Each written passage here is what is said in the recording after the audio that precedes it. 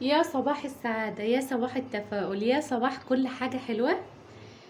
معاكم نيرة سليم في سنة أولى طبخ. إن شاء الله هنعمل مع بعض النهاردة وصفة جديدة في فيديو جديد. معانا كرنباية. اشتريت كرنباية اهو زي ما انتوا شايفين. قطعتها بطريقة سهلة جدا جدا جدا، ما فيهاش أي حاجة خالص. أول حاجة شلت الراس اللي من تحت وقلبت الكرنباية، قطعتها نصين وبعد كده 4/4، وبعد كده قطعت كل ربع مثلثين كأنك بتقطعي بيتزا. تمام.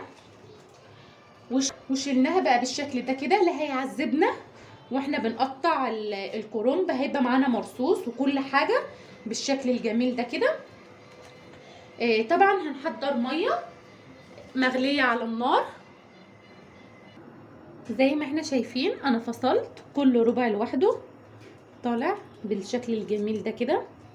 سهلة جدا، ما فيهاش اي حاجة، مش صعبة خالص، وسهلة جدا للمبتدئين لسه. شايفين الجمال. طبعا انا بحضر مية سخنة على النار، هنحط فيها معلقتين من الكمون. مية سخنة اهيت، معلقتين من الكمون لحد ما المية تغلي معايا خالص. هبدأ انزل بالكرنب بتاعي. المية غلت معايا اهي. هبدأ اجيب ربع ربع من اللي انا قطعته وهنزل بيه في المية بالشكل ده كده.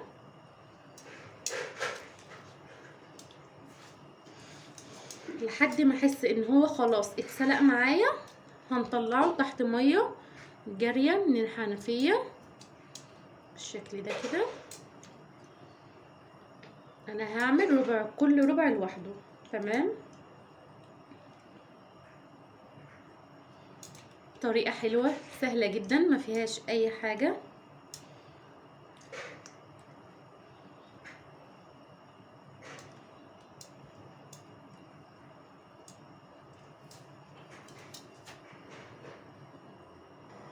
تعالوا نشوف.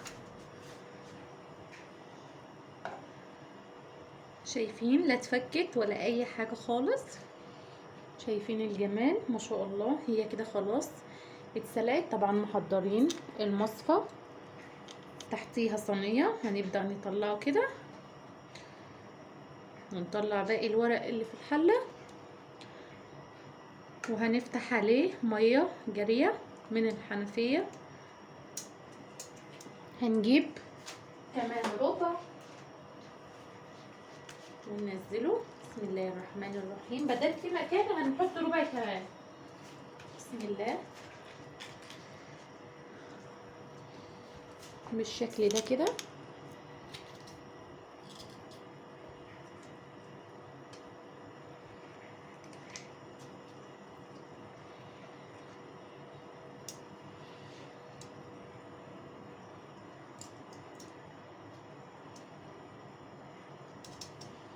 لحد ما نخلص الكرنبايه بتاعتنا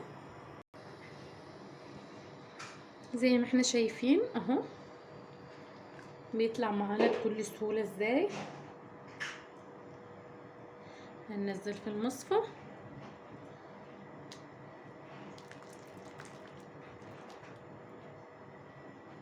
ونجيب الباقي بتاعنا ونحطه.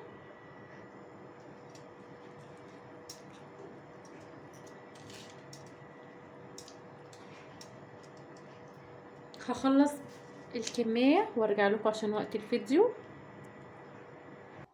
وزي ما احنا شايفين خلاص خلصت كل الكرنبايه اللي معايا. اتسلق معايا بالشكل ده. فتحت عليه الميه الجاريه من الحنفيه. طبعا حاطه تحت مصفى عشان يصفي كل الميه اللي فيه. تمام. برضو هعمل جنب الكرنب، هعمل محشي برنجان ومحشي فلفل. معايا البرنجان اهو لسه ما قورتوش ولا عملت فيه اي حاجه، والفلفل هكذا. تعالوا نقور البرنجان مع بعض. طريقه سهله وبسيطه ما فيهاش اي حاجه. تعالوا مع بعض قبل ما نقور البرنجان بتاعنا نرص الكرنب. دي شكل اللفه اللي معايا اهي. هنظبطها كده من فوق، والورق ده كده اهو. شايفين الجمال؟ شايفين طالع متساوي وكل حاجة ازاي. طريقة سهلة جدا وحلوة قوي وهتعجبكم جدا، مش هتاخد منكم اي وقت خالص. شايفين اهو حاجة حلوة قوي. هنقطع باقي الورق كله بتاعنا كده وهنجهزه طبعا. وزي ما احنا شايفين انا قطعت الكرنبايه بتاعتي اهي بالشكل ده. طبعا اي عروق في الكرنب احنا بنشيله، انا شلت كل العروق اللي فيه، يا دوبك اخدت الورق وسويته بالشكل دوت قطعته. دلوقتي ان شاء الله هنقور مع بعض البرنجان. تعالوا نشوف. حضرت السكينه المقوره ديت بتاعت الكوسه، بس انا بحب اقور بيها جدا البرنجان عن مقوره البرنجان. ثواني اوريها لكم. ما بحبش اقور بدي خالص، فدايما بقور بدي. البرنجان بتاعي اهو، بسم الله الرحمن الرحيم. انا مش بطريه ولا اي حاجه، انا بعمله كده بسم الله.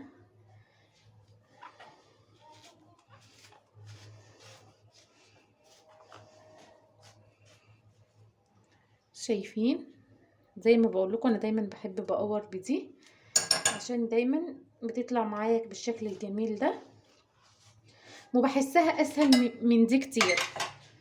تمام.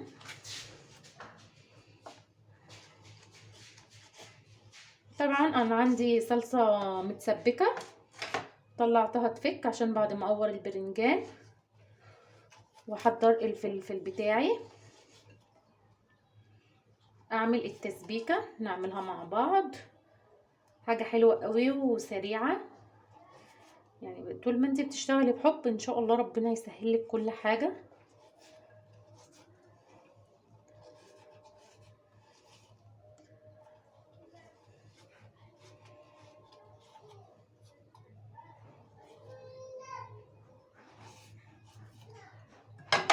شايفين او البرنجانيه من جوه عامله ازاي اهي، حلوه قوي. انا بحب دايما اعمل بيها. نعمل مع بعض كمان واحده.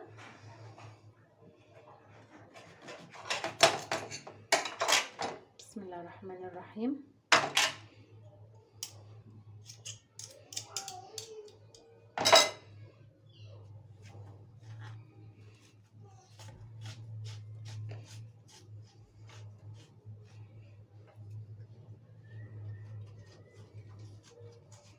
طبعا المحشي من الحاجة اللي كل المصريين بتحبها، والمحشي انا بحب اعمله جدا جدا في الشتاء، يعني اكتر من الصيف. تلاقوني دايما بعمل المحشي في الشتاء.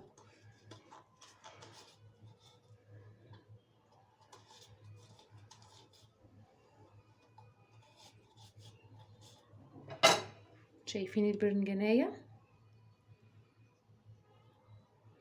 هقور باقي البرنجان بتاعي وارجع لكم عشان وقت الفيديو. خلاص قورت البرنجان بتاعي اهو، شايفين الجمال، شايفين من جوه عامل ازاي. بجد المقوره دي حلو قوي. قطعت الحباش بتاعي وغسلته كويس جدا وصفيته. دلوقتي هنعمل الفلفل. الحته ديت بتاعه الفلفل هنضغطها لتحت كده وهنشيل الفلفلايه بتاعتنا بالشكل الجميل ده طبعا، وهننضف من جوه وهنغسلها وهنصفيه وارجع لكم. سهل جدا ما فيهاش اي حاجه. اعمل معاكم واحده كمان ديت بتاعه الفلفل، هنضغطها لتحت بالشكل ده كده وهطلعها اهو. شايفين سهله جدا ما فيهاش اي حاجه.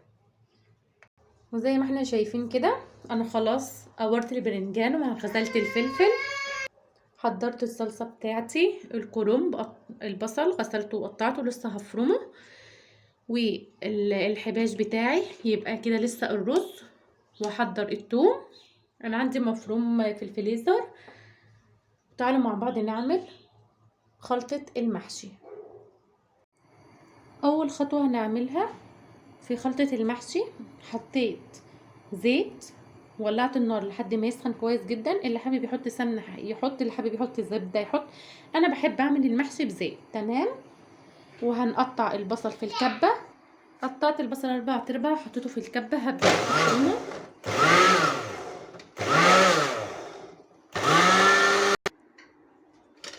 فرمته بالشكل ده كده. هعمل باقي كمية البصل اللي معايا. فرمت كمية البصل اللي معايا وحطيتها في الزيت اهو. اول ما تاخد اللون الذهبي هقول لكم هعمل ايه.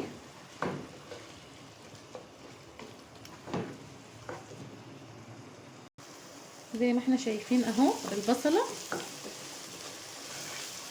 لسه بدأت تاخد اهو اللون الذهبي. طبعا انا ايدي فيها. حضرت الرز بتاعي وغسلته وبصفيه. طول ما انت ماشيه بنظام وبتحضري الحاجه اللي عليها الدور واحده واحده، مش هتلاقي فيه كركبه ولا هتلاقي اي حاجه. هتلاقي كل حاجه ماشيه معاكي بفضل الله، سهله وبسيطه. تمام.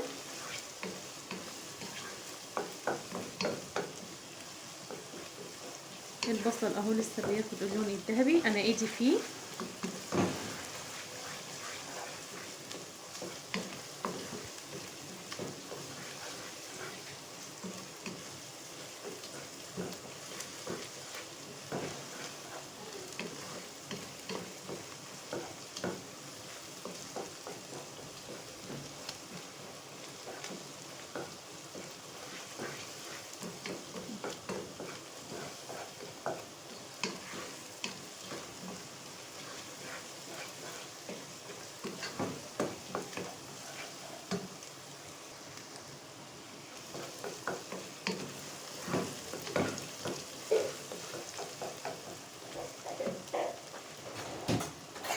دلوقتي بقى هنعمل ايه؟ هننزل بمعلقه من الثوم كبيره.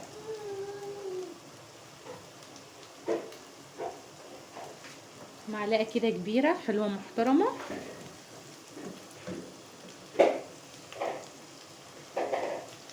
بالشكل ده كده.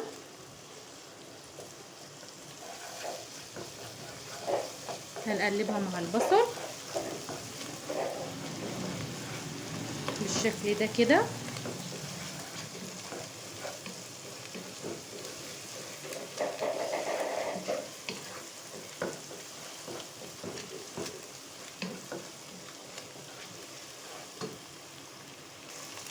تمام كده خلاص. الثوم والبصل خلاص اخدوا اللون الذهبي زي ما احنا شايفين اهو. هبدأ انزل بعصير الطماطم. انا طبعا الطماطم بتاعتي متسبكه.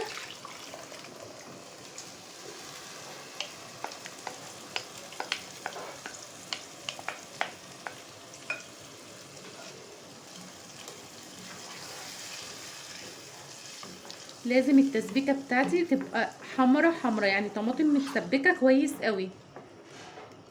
تمام.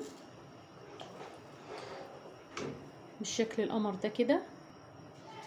طبعا الطماطم بتاعتي متسبكه فمش هتاخد وقت خالص. هبدأ انزل بالبهارات بتاعتي. ملح،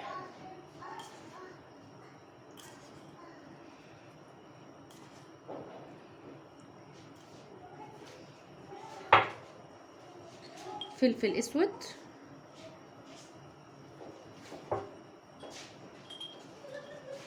طبعا كمون. انا بحب الكمون جدا في المحشي.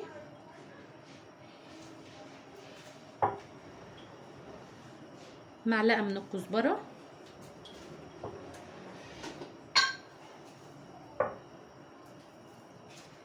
نعناع لو عندك، مش عندك مفيش اي مشكله، بس برضو انا بحب النعناع جدا في خلطه المحشي.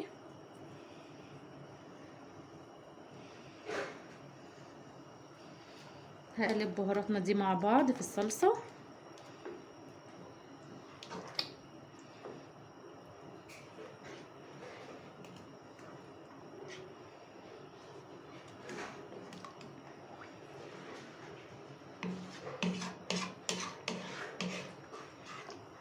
بالشكل القمر ده كده. الصلصه خلاص خلصت معايا. حطينا بهاراتنا، حطينا كل حاجه. هقفل عليها واسيبها تهدى شويه وبعد كده هضيف الخضار بتاعي والرز. هنبدأ نحط، انا قلت الخضار انا قصدي الحباش بتاعنا، الحباش اللي احنا مجهزينه ومقطعينه وغسلينه ومصفينه كويس جدا. هنبدأ ننزل بيه ونقلبه في الصلصة.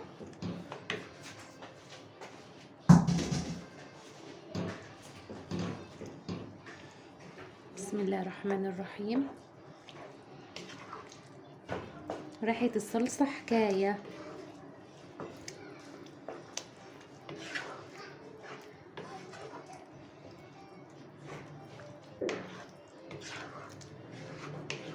بالشكل ده كده،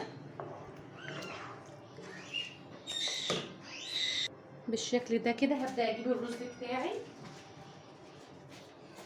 بسم الله الرحمن الرحيم. بالشكل ده كده هبدأ انزل شوية شوية واقلبه في الصلصة، وارجع احط الكمية اللي معايا الباقية بالشكل ده كده. بسم الله الرحمن الرحيم. شايفين الصلصة ما شاء الله حمرا ازاي؟ طبعا هي اصلا المحشي لازم يبقى صلصته حمرا بالشكل الجميلة دي. هبدأ انزل بباقي الرز.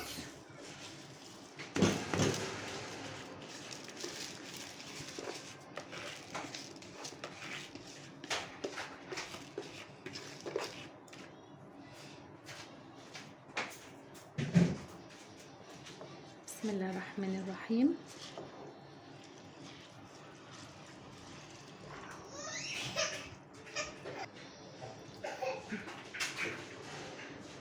بالشكل الجميل ده ما شاء الله.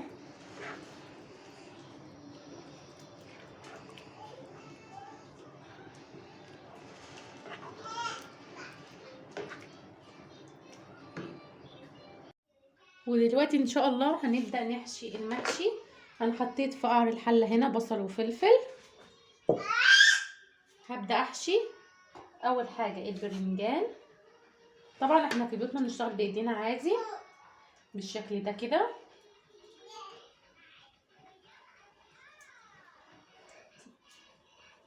هبدأ الاول بالفلفل والبرنجان، وبعد كده ان شاء الله هعمل الكرنب. سهل جدا مفهوش اي حاجة. انا هعمل واحدة واحدة واحدة واحدة معاكم عشان وقت الفيديو، واخلص الفلفل والبرنجان ونيجي ان شاء الله نعمل مع بعض الكرنب، وبرضو ارجع اخلصه بالشكل القمر ده كده.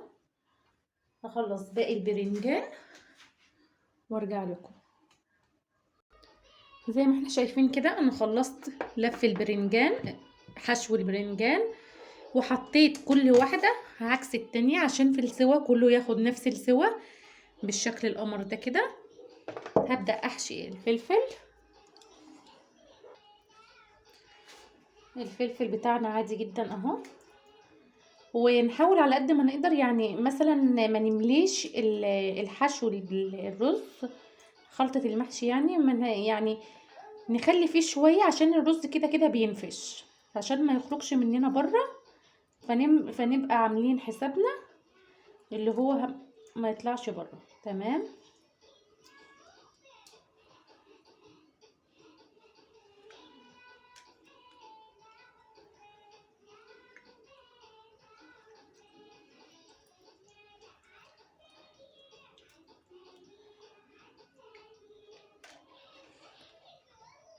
نكبس كده على قد ما نقدر عشان لما ياخد السوا بتاعه الرز هينفش فما يطلعش مننا بره. تمام. وهرص في الحلة برضو عكس عكاس واخلص وارجع لكم. وزي ما احنا شايفين خلصت خلاص الفلفل وحشيت البرنجان والفلفل. هحطه بقى على جنب وهبدأ احشي الكرنب. اول حاجة جبت طبق ومعلقة. هبدأ اخد رز كده، انا بحب بقى اعمله كده، والرز الزيادة يطلع بره بالشكل ده كده، وهرصه في الحله بتاعتي وهخلصه كله واوريهولكم. وكده خلاص حشيت الكرنب بتاعي بالشكل الجميل ده، والفلفل والبرنجان خلصوا اهو. تعالوا مع بعض نسويهم. ودلوقتي علشان اسوي المحشي بتاعي حضرت كسرولة، حطيت فيها معلقتين من الزيت.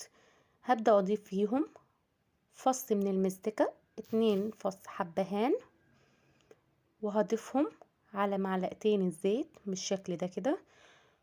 بسم الله الرحمن الرحيم. هبدأ اشوحهم مع بعض بالشكل القمر ده كده لحد ما احس انهم اتشوحوا. طبعا هنكون مجهزين ميه سخنه في الكتل بالشكل ده كده. هنبدأ ننزل بيها بسم الله الرحمن الرحيم بالشكل ده كده. هنكون محضرين 2 مكعب من مرقة اللحمة. طبعا انت لو عندك شوربة لحمة هيكون افضل، انا عشان ما عنديش فعملت التسوية دي عشان اسوي المحشي. هضيف معلقة كبيرة من صلصة الطماطم، الاول مكعبين المرقة بسم الله الرحمن الرحيم. المكعب التاني هدوبهم مع بعض. هنزل عليهم بمعلقة من الصلصة، صلصة الطماطم الجاهزة العادية، وهديهم تقليبة مع بعض. طبعا ما ننساش الملح والفلفل الاسود والكمون، اهم حاجة بس الملح يكون مظبوط. بدأت تغلي معايا، هضيف الملح، مش هكتر من الفلفل الاسود،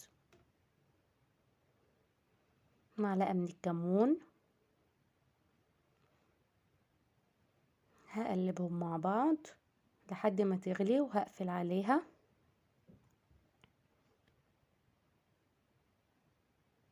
بالشكل القمر اللي احنا شايفينه ده. حضرت المحشي بتاعي، هبدأ اسقيه بالتسقية اللي انا عملتها بسم الله الرحمن الرحيم. هبدأ اضيف عليه بالشكل القمر اللي احنا شايفينه ده. والكرنب اهم حاجة عشان نتأكد اللي هو اخد من جميع النواحي. هقول لكم هنعمل ايه. نعمل الاول الفلفل والرنجان، نسقيه بالشكل القمر ده كده. هنجيب الحلة وهنمسكها ونضغط عليها كده زي ما احنا شايفين، نتأكد من جميع النواحي اللي هو شرب من التسقية بتاعتنا بالشكل القمر ده كده. طبعا هعلي النار لحد ما يبدأ يغلي مع بعض، وبعد كده هوطي النار واسيبه يستوي على مهله خالص. تمام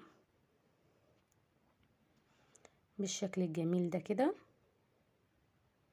حاجة حلوة قوي وبسيطة، ما فيهاش اي حاجة، مش هتاخد منك وقت. دلوقتي طبعا اهو بيغلي معانا، هنقوم موطيين النار شوية ومغطيينه ونسيبه يستوي على مهله خالص. تمام شايفين ما شاء الله بجد الريحة وهمية تحفة بجد ما شاء الله. والكرنب اهو بدأ يستوي معايا. عايزة اوريكم شكل المحشي بعد ما خلص معايا. الكرنب بالجمال ده والفلفل والبرنجان بجد حلو قوي، والريحة جنان. ما تنسوش الاشتراك في القناة وتفعيل الجرس عشان يوصل لكم مني كل جديد. دمتم سالمين احبتي في الله.